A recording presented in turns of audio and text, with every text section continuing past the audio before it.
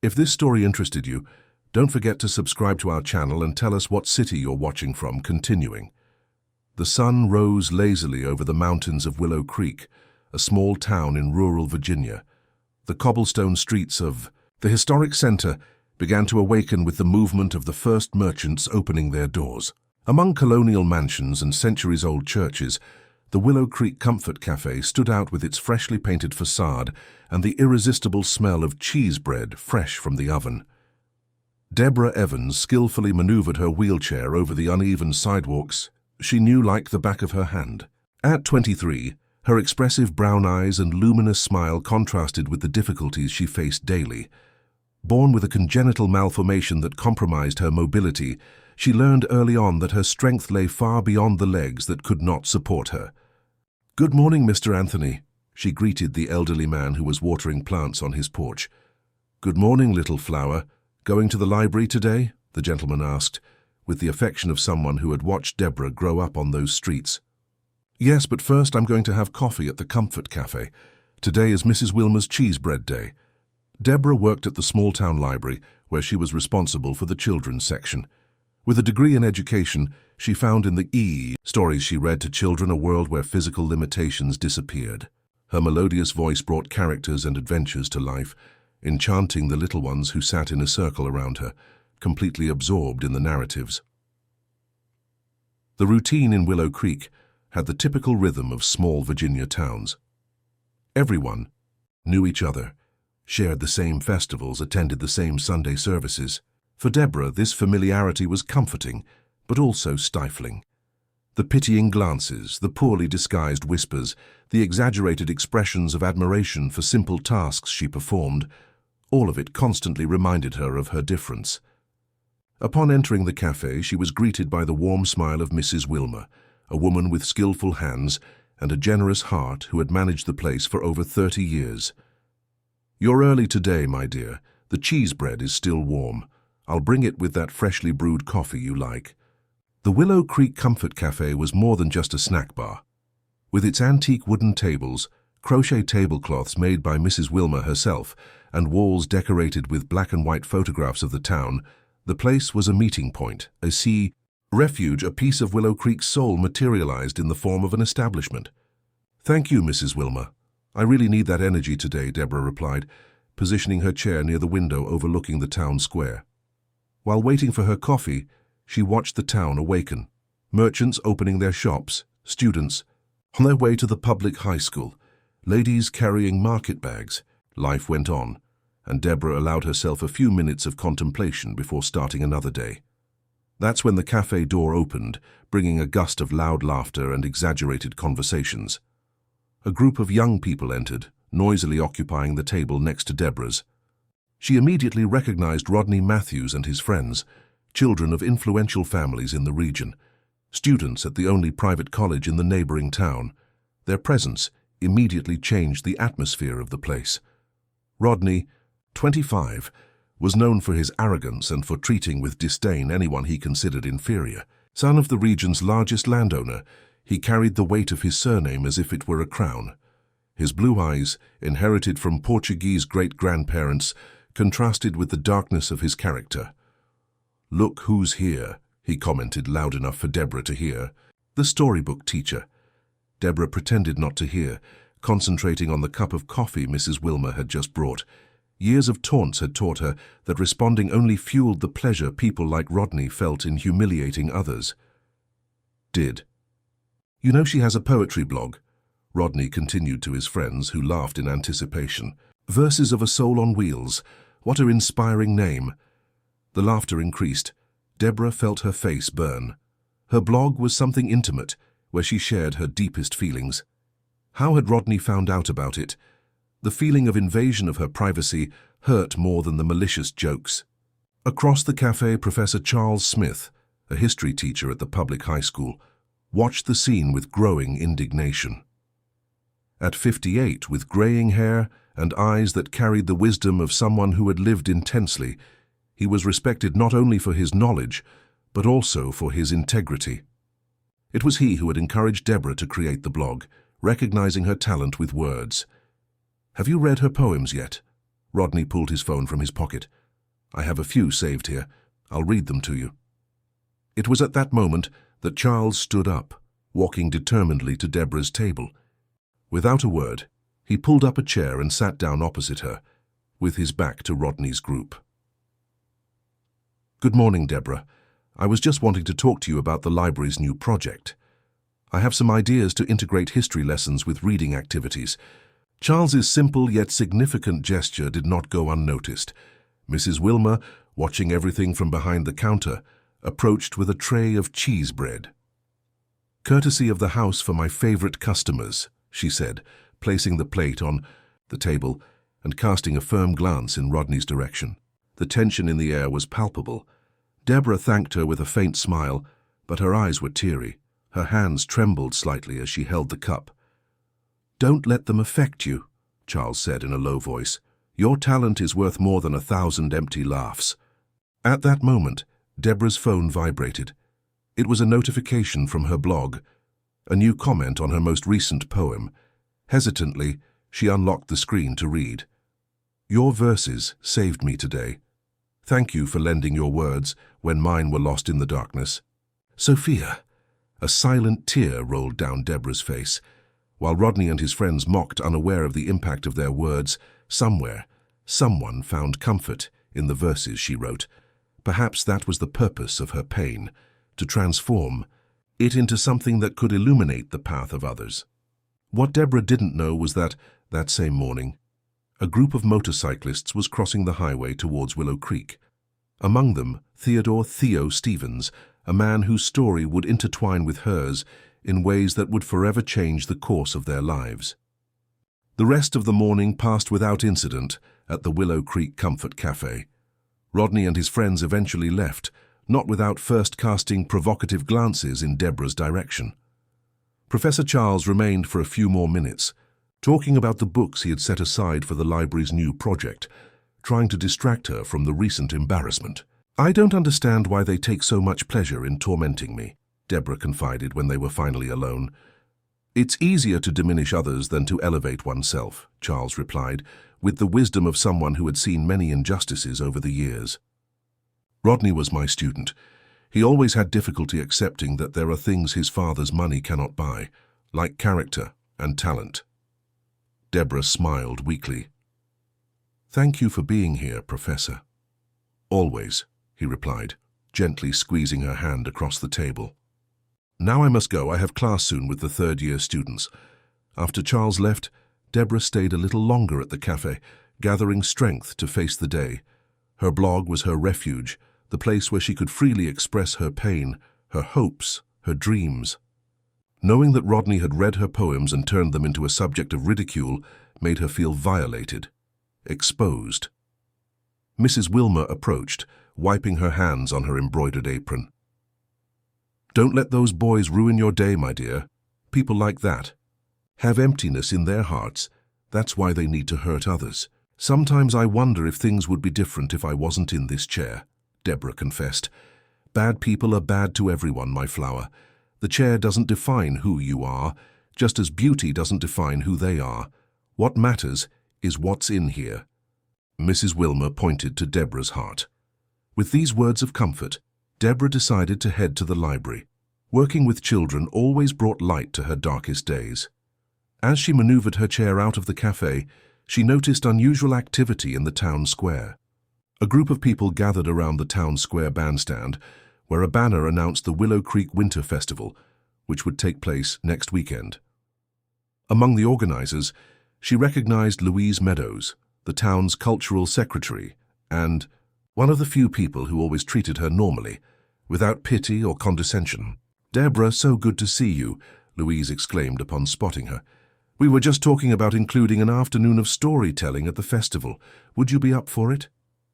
Before Deborah could answer, she was interrupted by the acidic comment from Marcia Matthews, Rodney's mother and president of the Willow Creek Merchants Association. "Is that appropriate? I mean, the children might be uncomfortable," Marcia said, casting an evaluating glance at the wheelchair. The silence that followed was awkward. Deborah felt as if she had been slapped. This was what hurt most, not Rodney's explicit provocations, but the veiled comments from adults who should know better. "The children at the library adore Deborah," Louise replied firmly. "And the festival is for everyone. Inclusion is not a favor, it's a right." Marcia shrugged, feigning indifference. "Of course, I'm just thinking about logistics." "Anyway, you decide."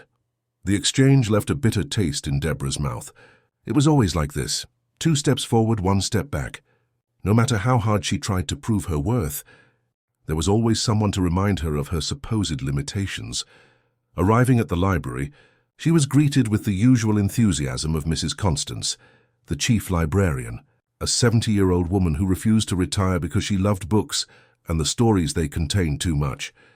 "You're just in time, dear. The 3rd grade class from the public school is coming for story time. I set aside The Little Prince, as you suggested."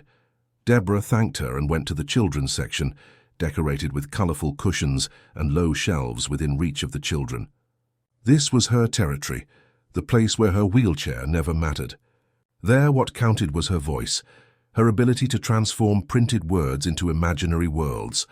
The children arrived shortly after, filling the space with their contagious energy. The little ones ran to hug Deborah, vying to sit closest to her on the story rug. "Aunt Deborah, tell us the story of the boy who traveled among the stars." "No, tell us about the princess who saved the dragon." "I want the one about the dog who talked to the moon." Amidst that joyful hubbub, Deborah found her smile again. There, among those children who looked at her with genuine admiration, she wasn't the girl in the wheelchair. She was simply the story aunt. The reading session went magically, as always. Deborah not only read but interpreted, changing her voice for each character, making expressions that drew laughter and gasps from the little listeners. In the end, when the students returned to school, she felt refreshed, as if each child's smile had the power to cleanse the wounds left by the cruel words of the morning. It was almost lunchtime when Deborah decided to return to the Comfort Cafe. Despite the incident with Rodney, Mrs. Wilmer's cafe was her favorite place in Willow Creek. Besides, she had promised to help decorate the place for the winter festival. On the way, she passed John's auto shop, her second cousin, who waved from the sidewalk while wiping his grease-stained hands on a grimy rag. "Hey, cousin. Heard Rodney's crew is at it again," he commented as Deborah approached. "News travels fast in Willow Creek," she replied with a sigh. "Small towns, big gossip. Want me to have a word with him?" Deborah shook her head negatively. "It would only make things worse. Besides, I don't want you getting into trouble because of me." John frowned. "Sometimes trouble is necessary, Deb. People like Rodney only understand when they feel it themselves. Violence begets violence. John, I don't want to stoop to his level." Her cousin shrugged, but his eyes revealed concern. "As you wish. But if you change your mind, just say the word." When Deborah arrived back at the cafe, she found it busier than usual. Lunchtime attracted local shop workers who appreciated Mrs. Wilmer's traditional chicken and okra with grits. To her surprise and discomfort, Rodney and his friends had returned and occupied the central table, louder than before. Deborah hesitated at the entrance, considering the possibility of returning later. But Mrs. Wilmer had already spotted her and was waving enthusiastically. "Come in, my flower. I saved your favorite table." There was no turning back now. Taking a deep breath, Deborah maneuvered her chair into the establishment, trying to ignore the sudden silence her presence caused in Rodney's group. And it was then that fate decided that this would not be an ordinary day in Willow Creek. The distant sound of powerful engines began to echo through the historic town's cobblestone streets, growing louder with each second. Through the cafe window, Deborah saw the first motorcycle turn the corner of the town square, followed by another and another, until dozens of them formed an imposing procession that attracted all eyes. The roar of the engines filled Willow Creek's narrow streets like thunder announcing a storm. Older residents came to their windows, while younger ones ran to the sidewalk, drawn by the rarity of the spectacle. It was not common to see so many imposing motorcycles in that quiet Virginia town. One by one, the bikes parked in precise formation in front of the Willow Creek Comfort Cafe, their chrome gleaming under the midday sun. The riders, wearing leather jackets with an emblem on their backs, a pair of wings intertwined with a wheel, remained on their machines for a few moments, like warriors assessing a battlefield. Inside the cafe, everyone's attention turned to the window. The hum of conversations gave way to a silence charged with curiosity and apprehension. Rodney and his friends exchanged uneasy glances. "Who are these guys?" one of them asked, instinctively lowering his voice. "The Road Angels," John replied, who had entered the cafe right behind Deborah. "A motorcycle group from Richmond. They do volunteer work, raise donations for hospitals, escort victims of violence. Good people, unlike certain rich kids I know." The veiled provocation did not go unnoticed. Rodney shot John a look of disdain but did not respond. There was something about the presence of those motorcyclists that seemed to diminish his usual arrogance. The cafe door opened, and the little bell hanging at the entrance announced the arrival of the first motorcyclist. He was a tall man, broad-shouldered, appearing to be about 40 years old. His neatly trimmed beard framed a face marked by time and the sun of the open road. His eyes, however, had a surprisingly gentle sparkle that contrasted with his imposing appearance. "Mrs. Wilmer?" he asked, his deep voice echoing in the silent room. The elderly woman came out from behind the counter, wiping her hands on her apron, a gradually forming expression of recognition on her face. "Theodore, my goodness, is that really you?" she exclaimed, bringing her hands to her face. "It's been so long, my boy." To the astonishment of everyone present, Mrs. Wilmer hugged the motorcyclist with the familiarity of someone reuniting with a beloved relative. He returned the hug with evident affection, lifting the small woman off the ground for a moment. 20 years. Mrs. Wilmer, 20 long years. The confusion was visible on the faces of the regular customers. No one had ever mentioned any connection between the sweet woman who made the best cheese bread in Virginia and an intimidating-looking motorcyclist. "Everyone, this is Theodore Stevens," Mrs. Wilmer introduced, her eyes moist. "Or Theo, as everyone knows him now. He was like a son to me." The revelation caused surprise, especially in Deborah, who had frequented the Comfort Cafe practically every day since childhood and had never heard of this man. One by one, the other motorcyclists began to enter the cafe, greeting Mrs. Wilmer respectfully. They were men and women of various ages, all wearing the same emblem on their backs. The cafe quickly filled up, with the group occupying several tables. Theo approached the counter, talking in a low voice with Mrs. Wilmer, who occasionally glanced in Deborah's direction. The young woman felt uncomfortable, realizing that somehow she was the subject of conversation. "Why are they looking at you?" John asked, who had sat at Deborah's table. "I don't know," she replied, uneasy. "I've never seen this man in my life." "Well, he seems to know you," John observed, as Theo waved in her direction and began to approach. Deborah's heart quickened. There was something familiar about the man's face, but she couldn't identify what it was. He pulled up a chair and sat at her table, with a serene smile that didn't match his intimidating appearance. "You must be Deborah," he said. "I'm Theodore Stevens. Mrs. Wilmer told me a lot about you." "Really? She never told me about you," Deborah replied, surprised by her own frankness. Theo laughed, a deep, genuine sound. "Fair enough. It's been a long time since I left Willow Creek. A story for another time." He paused, his eyes assessing the young woman with interest. "Mrs. Wilmer told me you write poetry."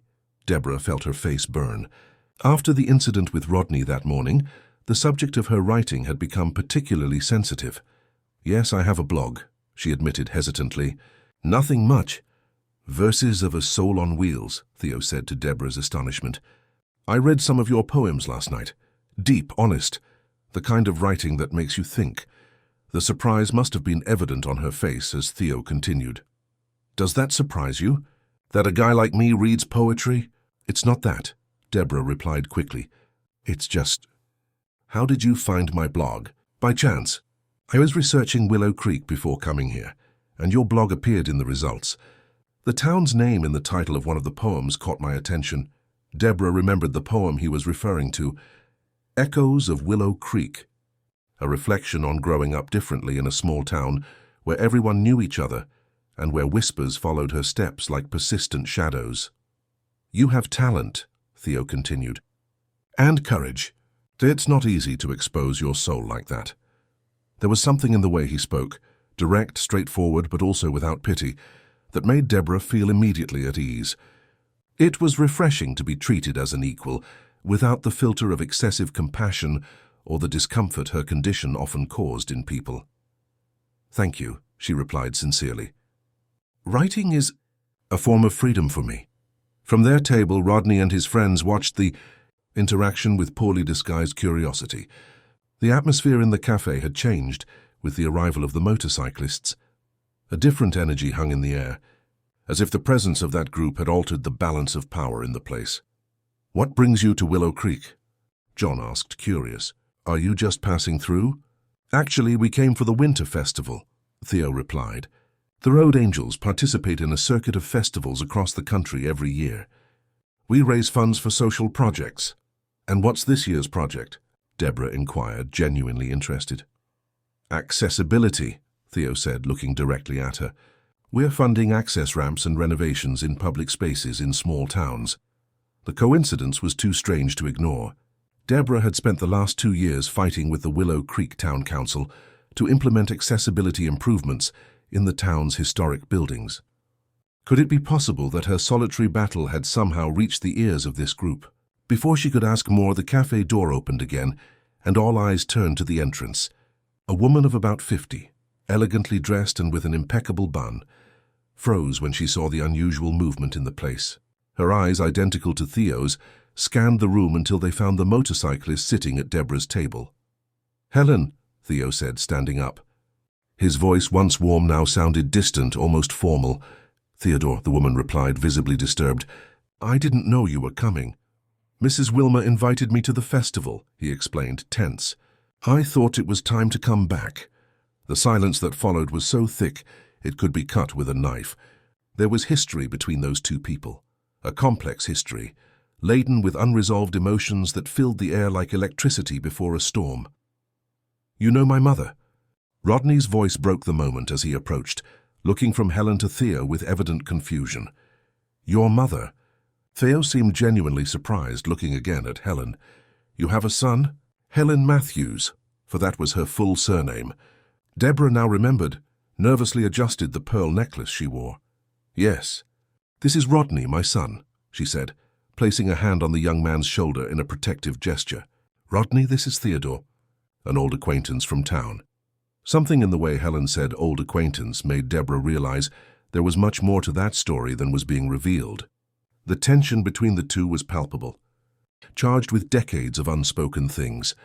It was at that moment that Deborah noticed something she hadn't before. Theo's and Rodney's eyes had the same unusual shade of blue, a rare characteristic in that region of Virginia. The same shade of blue in their eyes, the same firm jawline, small details that, once noticed, became impossible to ignore. Deborah watched Theo and Rodney side by side as an uncomfortable silence fell over the cafe. It wasn't just her who noticed the resemblance. Several customers exchanged meaningful glances, and Mrs. Wilmer seemed to hold her breath behind the counter. "Well, we need to go," Helen said abruptly, pulling her son by the arm. "We have that meeting with the mayor about the festival, remember?" Rodney looked confused, torn between curiosity about the stranger who was looking at him so intensely and the urgency in his mother's voice. "But we just got here," he protested, resisting slightly. "Now, Rodney," Helen insisted, with a firmness that allowed no argument. Reluctantly, the young man followed his mother out of the cafe, not without casting one last intrigued glance at Theo. Rodney's group of friends lingered for a few moments, visibly uncomfortable without their leader's presence, before also leaving, hurriedly paying their bill. When the door closed behind them, it was as if someone had released the air from a balloon. Conversations slowly returned, first in whispers, then at normal volume. The motorcyclists resumed interacting with each other, but Theo remained motionless, staring fixedly at the door through which Helen and Rodney had exited. "Are you okay?" Deborah asked, gently touching the motorcyclist's arm. Theo seemed to awaken from a trance. His eyes, previously lost in distant thoughts, focused again on Deborah. "Sorry," he said, running a hand through his beard in a nervous gesture. "It's complicated. You and Helen, you have history," Deborah observed. It wasn't a question. "Old history," Theo confirmed with a heavy sigh. "But it seems the past has a way of finding us, doesn't it?" At that moment, Mrs. Wilmer approached the table, bringing a tray with coffee and cornmeal muffins. Her eyes were moist, and there was an expression of concern on her kind face. "I didn't expect the reunion to be like this," she said, placing the tray on the table. "After so long." "Neither did I," Theo admitted, accepting the cup the woman offered him. "20 years have passed, Mrs. Wilmer. I thought some wounds would have healed by now." "Deep wounds take longer," the woman replied with wisdom. She glanced at Deborah, as if evaluating whether she should continue the conversation in the young woman's presence. After a moment of hesitation, she added, "She never told him, did she?" Theo shook his head negatively. "It seems not. The boy looked at me as if I were a complete stranger." Deborah felt like an intruder in such an intimate conversation, but at the same time she was too intrigued to leave. There was a secret there, something that connected Theo, Helen, and Rodney, and her instinct told her that this secret could change many things in Willow Creek. "I think I'll let you talk," she said, preparing to leave. "No," Theo placed his hand over hers, gently stopping her. "Stay. In fact, I'd like you to meet the rest of the group, if you don't mind." There was something in the way Theo looked at her, a mix of respect and genuine curiosity, that made Deborah accept the invitation. He gestured to the other motorcyclists who approached, pulling up chairs to form a large circle around the table. Introductions were made. There was Leah, a woman in her mid-30s with tattooed arms and a luminous smile. Andrew, a young black man with dreadlocks and kind eyes. Sandra, a grey-haired woman who seemed to completely defy the stereotypical image of motorcyclists. Among others, each had a story, Deborah soon discovered. Stories of overcoming, of new beginnings, of finding family where they least expected it. "The Road Angels started 15 years ago," Theo explained. "We were just 5 friends who liked to hit the road on weekends. Until one day on a trip south, we found a woman and 2 children on the side of the road. They were fleeing a violent situation with nowhere to go. We took them to a safe place," Leah continued. "And we realized we could do more than just enjoy the freedom of the roads. We could use it to help people. Since then we've grown," Andrew said. "Today we have over 100 members across the country. We escort vulnerable people, raise funds for social causes, fight for accessibility." "And how do you support yourselves?" Deborah asked, genuinely interested. "Everyone has their own profession," Sandra replied with a smile. "I, for example, am a retired university professor. Leah is a tattoo artist. Andrew is an engineer. Theo is a photographer," Theo completed, specializing in documentary photography. "I travel the country recording stories of ordinary people in extraordinary situations." Deborah's eyes lit up. "Really? I've always been passionate about photography. I have a collection of books on the subject." "Come see his work at the festival," Leah invited. "Theo will set up an exhibition with photos of the accessibility projects we support." The conversation flowed naturally, and Deborah found herself completely absorbed in that diverse and welcoming group. It was as if she had finally found people who saw her beyond the wheelchair, who saw her essence, her dreams, her capabilities. John, who had remained quiet observing the interaction, finally spoke up. "How long will you be in Willow Creek?" "Until the end of the festival," Theo replied. "About a week. We're staying at Mrs. June's Inn." "The inn is on a steep hill," Deborah observed. "It's not very accessible." "We've already taken care of that," Andrew said with a smile. "We made some temporary adaptations as soon as we arrived. Removable ramps, grab bars in the bathrooms. Mrs. June was very receptive to the changes. In fact," Theo added, "we'd like to invite you to dinner there tonight. We want to discuss how we can support accessibility projects here in Willow Creek during the festival." Deborah felt her heart quicken.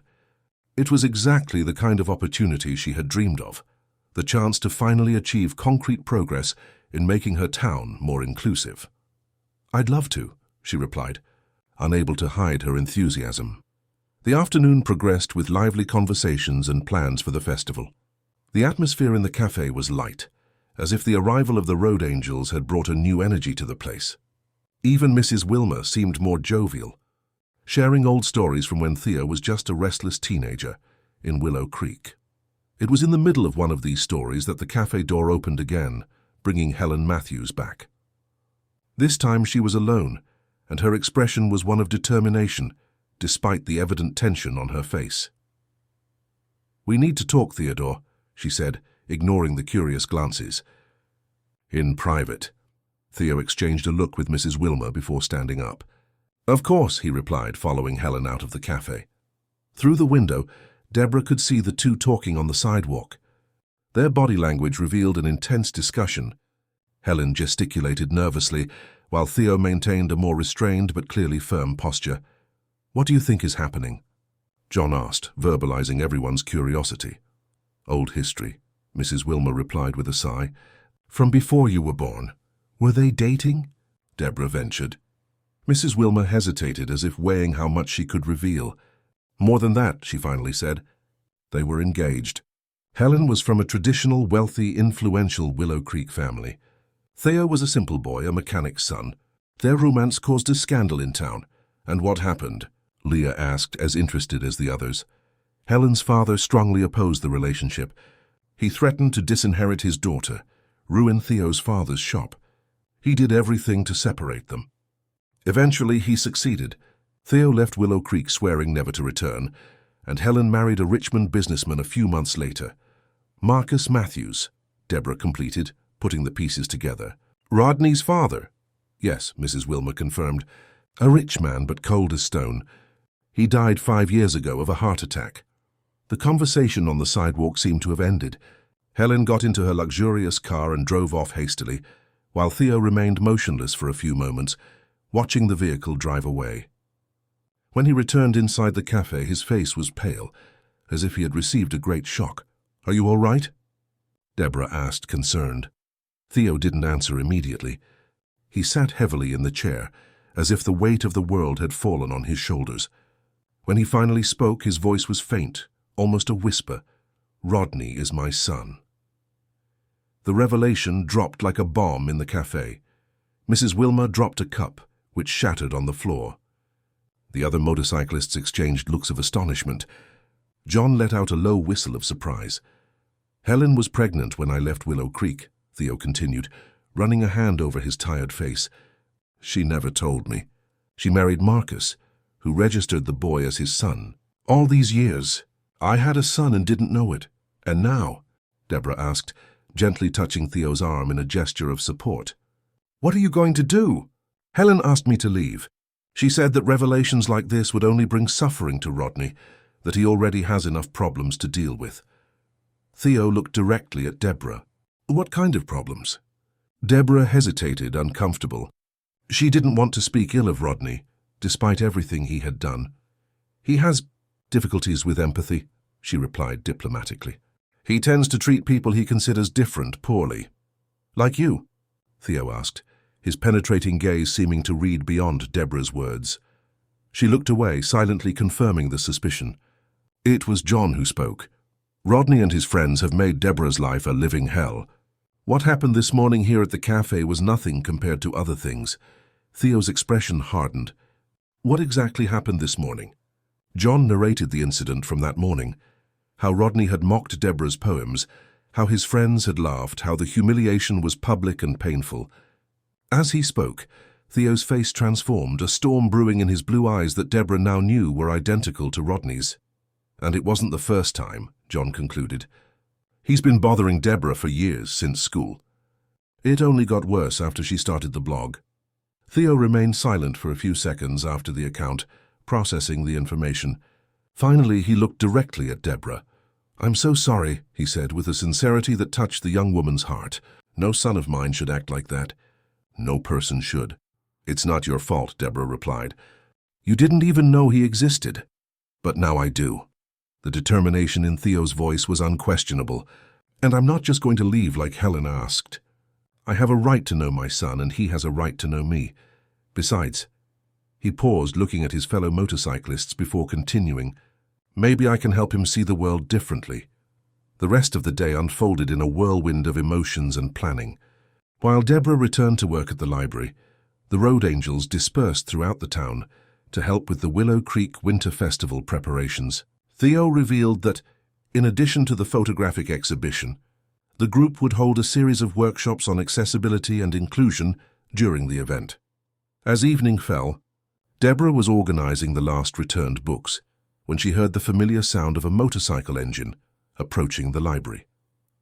Through the window, she saw Theo parking an imposing black Harley-Davidson on the sidewalk. "I came to pick you up for dinner," he announced as he entered. "I hope you don't mind a slightly different ride." Deborah looked at the motorcycle with apprehension. "I've never ridden a motorcycle before." "It has adaptations," Theo explained, pointing to a carefully modified sidecar. "Safe and comfortable. I developed this model to allow people with reduced mobility to experience the freedom of the open road." The ingenuity of the adaptation impressed Deborah. The sidecar had an ergonomic seat belts and space to accommodate a folded wheelchair. It was clear that much thought and care had gone into the design. "You developed this?" she asked, amazed. "Yes, with the help of Andrew, our engineer. We have 5 of these in use across the country, part of our project to make freedom accessible to everyone." There was something deeply symbolic in that moment. Deborah, who had always felt her freedom limited not only by her physical condition, but also by the prejudices and barriers imposed by society, now had the opportunity to experience a form of freedom she never imagined possible. "Let's go," she said, with a smile of anticipation. With Theo's help, Deborah transferred to the sidecar, feeling the adrenaline rush through her veins as he stored her chair in the special compartment. When the motorcycle came to life with a powerful roar, she couldn't suppress an exclamation of excitement. The ride to the Mountain Haven Inn, where the motorcyclists were staying, was a transformative experience. The wind in her face, the speed, the feeling of literally traversing space in a way she had never experienced before, all of it made Deborah feel truly free for the first time in a long time. The inn, an old renovated farmhouse in the hills surrounding Willow Creek, was illuminated by soft lights when they arrived. As Andrew had mentioned, temporary adaptations had been made. Carefully constructed wooden ramps, handrails installed at strategic points, adapted bathrooms. "We did our best to make the space accessible," Leah explained, greeting Deborah at the entrance. "It's not perfect, but it's a start." "It's more than most places in Willow Creek have ever done," Deborah replied, genuinely moved by the effort. Dinner was served on the inn's spacious terrace, overlooking the city lights twinkling in the valley. The table had been positioned to allow Deborah's chair to fit perfectly, a small but significant detail that did not go unnoticed. The food was abundant and delicious, typical Virginia dishes carefully prepared by the inn's owner. Conversation flowed easily, punctuated by laughter and road stories. Deborah watched fascinated, the dynamic of that diverse group, united by a common purpose. It was during dessert, a homemade dulce de leche that melted in the mouth, that Theo brought up the real reason for the dinner. "Deborah, we invited you here because we want to propose something," he began, as the other motorcyclists exchanged knowing glances. "As you know, the Road Angels are focused this year on accessibility projects, and we want Willow Creek to be our pilot project." "What do you mean?" Deborah asked, intrigued. "We want to fund and execute all the accessibility adaptations the town needs," Andrew explained. "Access ramps in historic buildings, lowered sidewalks, adequate signage, adapted bathrooms in public spaces. Everything you've been fighting to achieve for the past few years," Leah added. "Mrs. Wilmer told us about your battles with the town council." Deborah could hardly believe what she was hearing. For years she had faced bureaucracy and indifference from local authorities in her fight for a more accessible Willow Creek. She had lost count of how many official letters she had filed, how many fruitless meetings she had attended, how many doors had been closed in her face. But how was all she could ask, her voice choked with emotion. "We have sponsors, donations, our own resources," Sandra explained. "And most importantly, we have hands to work. During the winter festival, while the town is distracted by the cultural attractions, we will be making the necessary adaptations. We've already talked to some downtown merchants who were receptive," Theo continued. "Mrs. Wilmer's cafe will be the first to receive the improvements. It's a project we call Accessibility Now," Andrew said enthusiastically. "The idea is to show how small changes can make a big difference. And when the town council sees the positive impact, it will be harder to continue ignoring the need to make the entire town accessible." The tears Deborah had held back throughout the explanation finally overflowed. They were not tears of sadness or frustration, like so many she had shed in her solitary battle, but of relief and gratitude. Finally, after so long, someone was not only listening to her but was willing to act. "I don't know what to say," she confessed, wiping her face. "This means more than you can imagine." "Actually, we want more than just your support," Theo said, exchanging a meaningful look with the others. "We want you to lead the project. With us, no one knows Willow Creek's accessibility needs better than you." The proposal caught Deborah by surprise. She had always seen herself as a lone voice crying in the wilderness, ignored by authorities, and treated with condescension by most people. The idea of leading a real project with resources and support was both exciting and intimidating. I've never done anything like this before," she admitted. "None of us had when we started," Leah replied with an encouraging smile. "But that's how change happens, ordinary people deciding they won't accept the world's indifference anymore." At that moment, something changed within Deborah. All the frustration accumulated over the years, all the humiliations suffered, all the obstacles faced, all of it transformed into a new kind of energy, a fierce determination not just to survive in a world not built for her, but to actively transform it. "I accept," she said, her voice firm despite the tears still shining in her eyes. "Let's make this happen." The celebration that followed was interrupted by the sound of a car approaching at high speed. Everyone turned to see a luxurious SUV brake abruptly at the inn's entrance. From the vehicle emerged Helen Matthews, followed by a visibly agitated Rodney. "Is it true?" the young man shouted, striding towards the terrace, completely ignoring the presence of Deborah and the others. His eyes were fixed on Theo. "Is what my mother just told me true?" Silence fell heavily over the group. Theo slowly stood up, facing the son he had just discovered. "Yes," he replied simply. "It's true." 25 years, Rodney continued, his voice trembling with contained emotion. 25 years thinking my father was a man who barely cared about me, who treated me like a trophy to display at social events, who never had time to know who I really was. "Rodney, please," Helen intervened, trying to grab her son's arm. "This is not the time or place." "And when would it be, Mother?" he retorted, shaking her off. "After he leaves again? Or were you planning to keep this lie forever?" The pain in Rodney's voice was palpable. Behind the arrogance and cruelty that Deborah knew so well, she glimpsed for the first time the fragility of a boy who had grown up feeling rejected by the man he believed to be his father. Theo took a step forward, stopping a few feet from Rodney. "I didn't know," he said, his voice calm but laden with emotion. "If I had known, I would never have left. I would never have let you grow up without knowing me." "Why should I believe you?" Rodney challenged. "Why should I believe any of you?" His eyes swept over the group of motorcyclists, pausing for an instant on Deborah. Something in his gaze changed, a kind of recognition mixed with confusion, as if he didn't know how to react to her presence in that context. "Because I'm here now," Theo responded. "And I'm not going anywhere unless you ask me to." The simplicity of the answer seemed to disarm Rodney momentarily. He looked at his mother, then back at Theo, clearly torn between anger at the lie that had lasted his entire life and curiosity about the man he now discovered to be his true father. "Let's talk," he finally said after a long silence. "Not here, not with all of them watching." Theo nodded. "Wherever you want, whenever you want." "Now," Rodney demanded. "In town, at the Overlook." St. Jude's Overlook, at the highest point of Willow Creek, was known for its panoramic view of the town and surrounding mountains. It was also an isolated place, especially at night, perfect for a private conversation. "I'll get my motorcycle," Theo said. "No," Helen interrupted, her face pale. "He'll go in the car with me. You can meet him there." There was something strange about Helen's behavior, an excessive nervousness, an almost frantic look that didn't match her usual composure. Deborah felt a shiver run down her spine, an indefinable premonition that something wasn't right. "I'll go with you," she said impulsively to Theo, surprising herself as much as the others. "Deborah," he began, hesitantly. "Please," she insisted, not knowing exactly why she felt so strongly that she should be present. "I think I can help." After a moment of consideration, Theo nodded. "All right, let's go."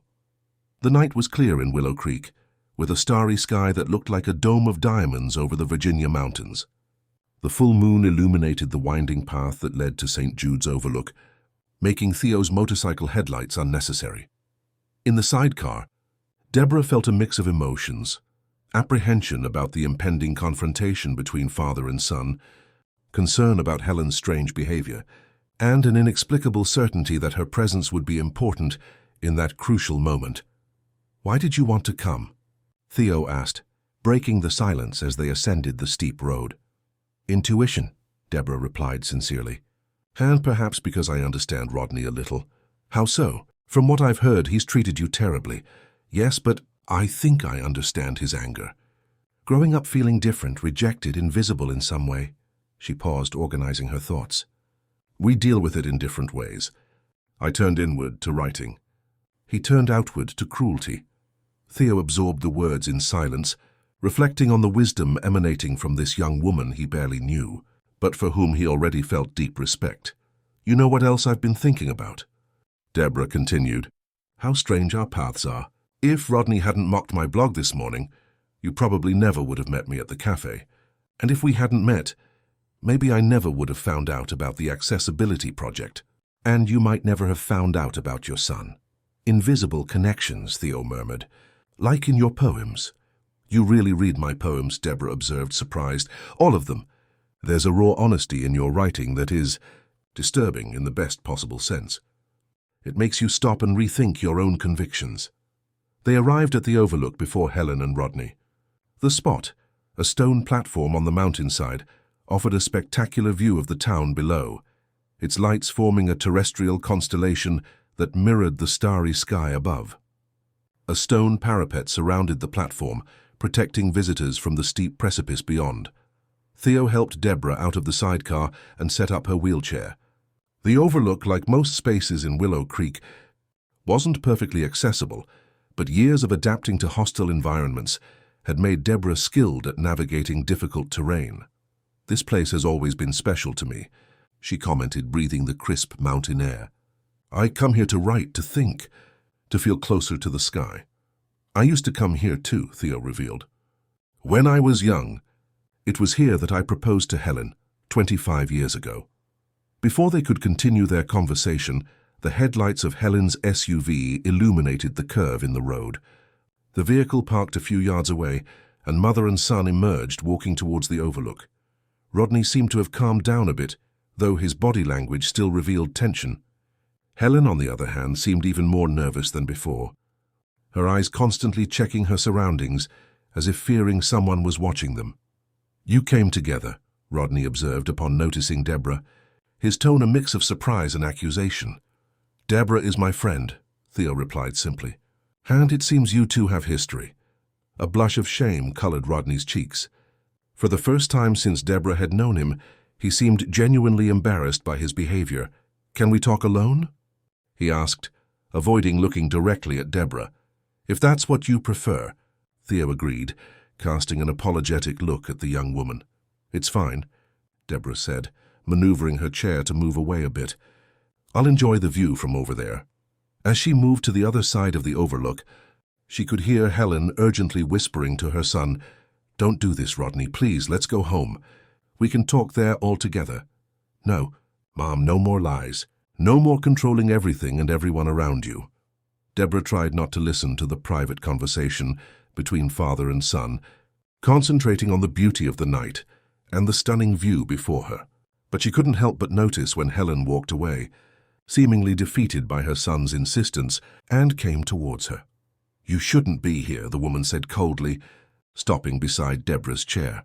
"I came to support a friend," Deborah replied calmly. "The same friend who is supporting my fight for a more accessible Willow Creek." Helen let out an ironic sound. "Always the idealist, aren't you? Thinking you can fix the world." There was a bitterness in Helen's voice that surprised Deborah. The woman had always seemed distant, perhaps a little snobbish, but never overtly hostile.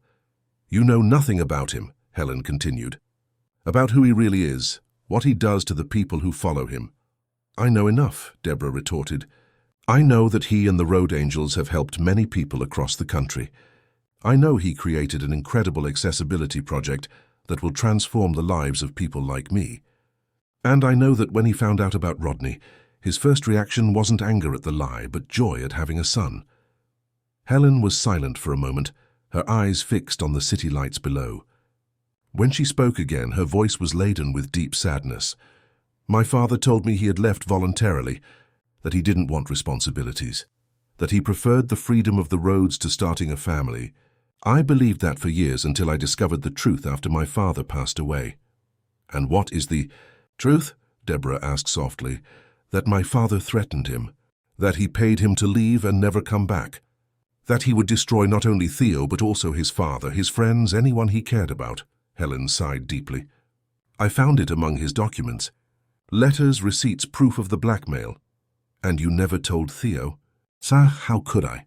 It was too late. I was married. Rodney had already been registered as Marcus's son. It seemed simpler to leave the past in the past. But now the past has come back, Deborah observed. Yes, Helen agreed bitterly. And it's going to destroy everything. Something in the woman's tone made Deborah uneasy. Looking to where Theo and Rodney were talking, she noticed that the discussion seemed to have taken a calmer turn. The two men stood close to the parapet, their profiles silhouetted against the night sky, so alike that there was no denying their kinship. It was at that moment that Deborah realized what had been bothering her from the start. Slowly she turned to Helen, whose eyes were now fixed on the scene of father and son reunited. It wasn't a coincidence, was it? Deborah asked. The Winter Festival happens every year, but the Road Angels have never come before. Why now? Why when Rodney is about to take over the presidency of the Merchants Association after your resignation? Helen looked away, silently confirming Deborah's suspicion. You knew he would come, Deborah continued, the pieces falling into place in her mind. Perhaps you even invited him indirectly. You wanted Rodney to meet his real father before he took over his family's legacy. You wanted to break the cycle. You don't understand, Helen said, her voice trembling. Rodney is becoming like my father. The same coldness, the same cruelty disguised as strength. I saw it happening and couldn't stop him. I thought maybe... She paused, the words caught in her throat. You thought meeting Theo could save him, Deborah completed. Show him a different path. Helen nodded, silent tears streaming down her face. But now I'm afraid it's too late, that he's too furious about the lie to see beyond it. Deborah looked again to where father and son were talking. Their body language had changed. Rodney's tense shoulders seemed more relaxed, and Theo occasionally touched his son's arm, a tentative gesture of connection that was not rejected. It's never too late, Deborah said, surprising herself with her own conviction. I believe that because I need to believe it. Because if it's too late for someone to change, then what's the point of everything we do? The words hung between them, carrying a weight that went beyond that specific moment, that particular story. It was a universal truth Deborah had discovered on her own journey, that transformation was always possible, however improbable it seemed. A sound of laughter reached them, Rodney and Theo, sharing some story that had broken the last barriers between them. The sound was so unexpected, so genuine, that even Helen seemed momentarily disconcerted. See? Deborah said, smiling. It's never too late. The two men approached, both with transformed expressions. Hostility had given way to cautious curiosity, the first step of a reconnection that would take time, but that now seemed possible. We were thinking, Theo said, looking from Helen to Deborah, what if we used the Winter Festival not only for the accessibility project, but also for a family reconciliation event, something that would symbolize a new beginning for Willow Creek. A new beginning, Rodney repeated, and for the first time since Deborah had known him, there was no sarcasm or cruelty in his voice. There was hope. The idea is to bring together separated families, interrupted stories, Theo continued, enthusiastic, to show that it's always possible to rebuild bridges, no matter how much time has passed. Helen seemed hesitant, but there was a new sparkle in her eyes, the relief of a burden carried for decades finally beginning to dissipate. We could link that to the accessibility project, Deborah suggested, catching on to the idea. After all, it's about breaking down barriers, whether physical or emotional. Exactly, Theo exclaimed. And you, Deborah, could be the spokesperson for the project. Your poetry, your story. I could help with the publicity, Rodney offered, surprising everyone. I have contacts in the regional media, and as the future president of the Merchants Association, he hesitated, looking at his mother before continuing. Well, I can guarantee the support of local merchants.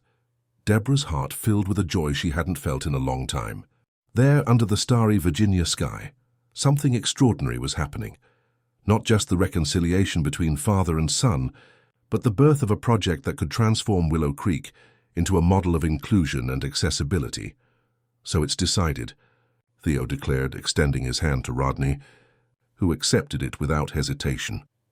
We'll work on this together. The moment was sealed with a hesitant but sincere hug between father and son, the first of many to come. Helen, watching the scene, finally allowed the last barriers around her heart to crumble, joining the embrace with tears of relief and gratitude. Deborah watched, moved, feeling part of something bigger than herself. It was as if all the struggles, all the humiliations, all the obstacles she had faced throughout her life had merely been preparation for that moment, to be a bridge between people, to help heal wounds she didn't even know existed. A week later, the Willow Creek Winter Festival began with a ceremony unlike any before. On the stage set up in the town square, Deborah, wearing a leather jacket with the Road Angels emblem, addressed an attentive audience. Barriers exist not only on sidewalks without ramps or stairs without handrails, but also in hearts closed by fear and prejudice. The Accessibility Now project is not just about adapting physical spaces, but about adapting our perspectives, about seeing beyond appearances, about recognizing that all of us, with or without physical limitations, have the right to exist fully in this world. The audience applauded enthusiastically when she announced the first improvements already implemented: access ramps in 10 downtown businesses, including the Willow Creek Comfort Cafe, now fully adapted, thanks to the volunteer work of the Road Angels and dozens of local residents who had joined the cause. Beside her on stage were Theo and Rodney, father and son reunited after 25 years, symbolizing the central message of that year's festival. It's never too late to rebuild, to reconnect, to restart. The Winter Festival lasted for 10 days of intense activity in Willow Creek. The Road Angels, working side by side with local residents, transformed the town with accessibility improvements that seemed impossible just weeks before. Each ramp installed, each handrail fixed, each adapted space was celebrated as a collective victory. Theo's photographic exhibition, initially planned to show only accessibility projects across the country, was expanded to include stories of reconciliation and overcoming, including his own with Rodney. A special section was dedicated to Deborah's poems, now printed on large accessible panels, including Braille versions. On the last day of the festival, a closing ceremony gathered the entire town at St. Jude's Overlook, now equipped with an access ramp that allowed wheelchair users like Deborah to enjoy the panoramic view without needing help. It was there that Rodney, before everyone, publicly apologized to Deborah for years of cruel behavior. It was also there that he announced, as his first official act as president of the Merchants Association, a permanent commitment to accessibility in all Willow Creek businesses. As night fell and fireworks lit up the Virginia sky, Deborah found herself surrounded by her new family, not only Theo and the Road Angels, who had promised to return regularly to Willow Creek, but also Rodney and Helen, whose transformation over those weeks had been as impressive as the physical changes in the town. "You know what impresses me most about you?" Theo said, approaching Deborah as she watched the fireworks. "Your ability to forgive, to see the potential for change in people, even in those who hurt you." "Everyone deserves second chances," she replied, smiling. "I got mine when you came to Willow Creek. It felt like someone finally truly saw me beyond the chair." "You were mistaken in one of your poems," Theo observed. "Trapped in wheels, dreaming of wings," you wrote. "But the truth is, you always had wings, Deborah. Invisible wings that allowed you to fly even when the world tried to keep you on the ground." The words touched Deborah's heart deeply. She thought of the entire journey that had brought her there, the pains, the struggles, the small daily victories that had forged her resilience. She thought of how a single moment of cruelty in a cafe had triggered a series of events that transformed not only her life, but that of an entire town. "Perhaps we all have wings," she reflected, watching the colorful lights explode in the night sky. Some just need a little more help to figure out how to use them.